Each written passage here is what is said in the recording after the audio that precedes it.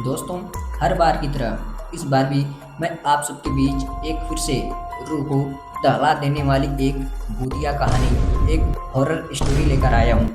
दोस्तों, आज की कहानी वाकई में आप सबके रोंगटे खड़े कर देगी। दोस्तों, यह कहानी सुनने के बाद आप सब डर के साए में जीने लगेंगे। तो आखिर दोस्तों, इस कहानी में ऐसा क्या है, हम आगे जानेंगे। दोस्तों, वैसे तो आप सब भी रात में सफ़र जरूर करते होंगे। दोस्तों, आज की कहानी एक ऐसी है जो हर किसी के रोंगटे खड़े कर देने वाली है। दोस्तों, यह हरकत किसी के साथ भी हो सकती है। दोस्तों, यह इंसिडेंट किसी के साथ हो सकता है। दोस्तों, यह कहानी एक ऐसे व्यक्ति की है जो रात में सफ़र कर रहा था। दोस्तों, उस व्यक्ति के साथ एक ऐसी खौफनाक घटना होती है जिसके बाद उस व्यक्ति की दुनिया ही मानो उजड़ गई हो। दोस्तों, वह भूत प्रेतों पे खुद से ज़्यादा भरोसा विश्वास करने लगता है। तो दोस्तों, आखिर वह व्यक्ति कौन था? आखिर उस व्यक्ति के साथ ऐसा क्या हुआ था? चलिए हम आगे कहानी में जानते हैं। दोस्तों, उससे पहले आप सभी से एक छोटी सी रिक्वेस्ट है। वीडियो पसंद आए तो वीडियो को लाइक, चैनल को सब्सक्राइब जरूर करें। तो चलिए चलते हैं हम उस कहानी की तरफ। दोस्तों, यह कहानी रंजीत की है। दोस्तों, रंजीत एक प्राइवेट कंपनी में मैनेजर के पोस्ट पे थे। दोस्तों, रंजीत को अकेला रहना बहुत ही पसंद था।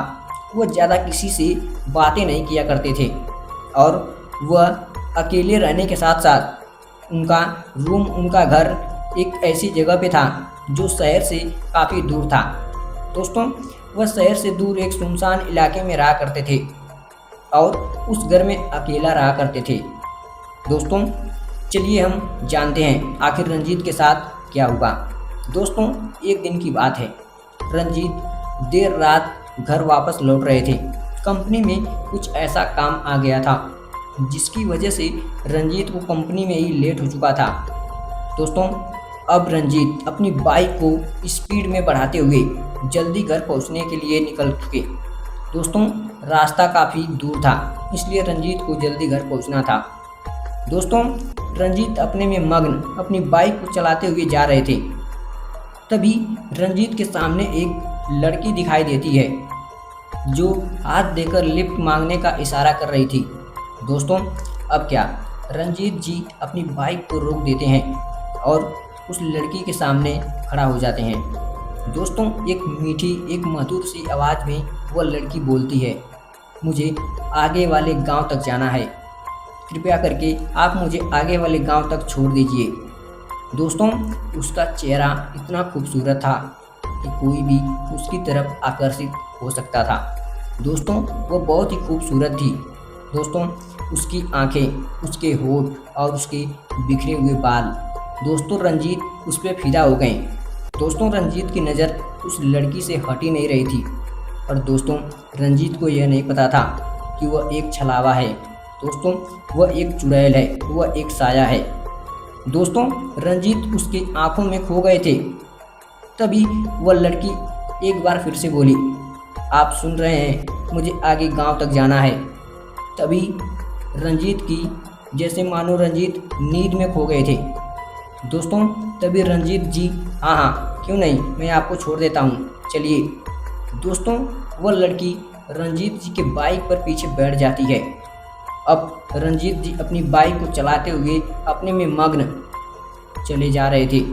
दोस्तों, रंजीत जी उससे बातें करना चाहते थे पर कोई वजह नहीं थी कि वह उससे बातें कर पाएँ। दोस्तों, तभी वह लड़की बोलती है कि मेरा इस दुनिया में कोई नहीं है, मैं अपने चाचा चाची के साथ रहती हूँ जो मुझे बिल्कुल पसंद नहीं है। दोस्तों, अब क्या, अब रंजीत जी को बात करने की वजह मिल गई थी, उन्हें तो मौका चाहिए था। तभी रंजीत जी बोलते हैं, अगर आपको अपने चाचा चाची के घर नहीं जाना है तो मैं एक बात बोलूं, आप मेरे साथ मेरे घर चलिए, मैं वैसे भी अकेला रहता हूं। दोस्तों, इतना सुनते ही वो लड़की झट से तैयार हो जाती है बिना सोचे समझे। यह बात थोड़ी रंजीत जी को अजीब लगी, पर रंजीत जी तो अंदर से बहुत ही खुश थे। दोस्तों, उनकी खुशी का कोई ठिकाना नहीं था। दोस्तों, रंजीत जी उस लड़की को लेकर अपने घर पहुंच जाते हैं। दोस्तों, घर पहुंचने के बाद रंजीत जी उसे फ्रेश होने के लिए बोलते हैं और अपने चाय बनाने के लिए किचन में चले जाते हैं। दोस्तों, वह लड़की बेडरूम में जाती है और फ्रेश होकर बाहर आती है। तब तक रंजीत जी चाय बना चुके थे। दोस्तों, रंजीत जी गर्मा गर्म चाय उसके सामने रख देते हैं, पर वह साफ शब्दों में चाय पीने से इनकार कर देती है। दोस्तों, यह बात भी रंजीत जी को थोड़ी अजीब लगी, पर रंजीत जी ये सब इग्नोर करके अपनी खुशी को सेलिब्रेट कर रहे थे। अपने आप में एकदम मग्न थे, उन्हें कुछ भी नहीं दिख रहा था। दोस्तों, वह ऐसी ही थी जो उस पर कोई भी फिदा हो जाए। उसकी आंखें, उसके बाल और उसकी हरकतें दोस्तों किसी भी मर्द को आकर्षित करने के लिए काफ़ी था। दोस्तों, उसके बाद वह लड़की बोलती है, मैं काफ़ी थक चुकी हूँ, मेरा बेडरूम किधर है, मैं सोना चाहती हूँ। उसके बाद रंजीत जी उसे छोड़ने के लिए बेडरूम तक जाते हैं। दोस्तों, वह दरवाजे पे खड़ी होकर रंजीत जी से बोलती है, अब क्या अंदर तक आएंगे क्या, साथ में सोने का विचार है क्या। दोस्तों, इतना सुनते ही रंजीत जी शर्मा गए। दोस्तों, तभी वह लड़की एक ऐसी स्माइल, एक ऐसी मुस्कुराहट के साथ घर के अंदर जाती है। दोस्तों, अब तो रंजीत जी के फूले नहीं समा रहे थे। दोस्तों, रंजीत जी उससे अगली सुबह मिलने के लिए गुड नाइट बोलकर बाहर चले जाते हैं।